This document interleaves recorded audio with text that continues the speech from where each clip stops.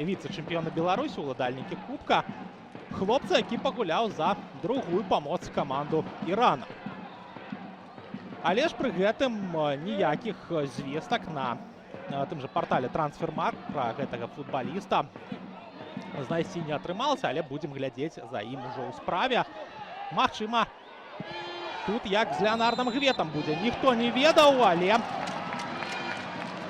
вось так раскрыўся. Гэты футбаліст у нас Павел Каранец прызначае 11-метровых. Калі я не памыляюся, у вароты Смаргоні будзем глядзець за эпізодам, будзем глядзець за паўторамі, і Бамба атрымлівае жоўтую картку, парушае правілы легіянер. І так дакладна пенальці ў вароты Івана Новічкова, але ведаем мы гэтага галкіпера як добра. Нейтралізацыі гэтых эпізодаў узгадвае, канешне, яго апошні сезон у гомельскім Лакаматыве. Удар ад Павла Савіцкага, і гэта 1-0. Нёман забівае. І Павел Савіцкі адкрывае лік у сённяшнім супрацьстаянні. Вось так.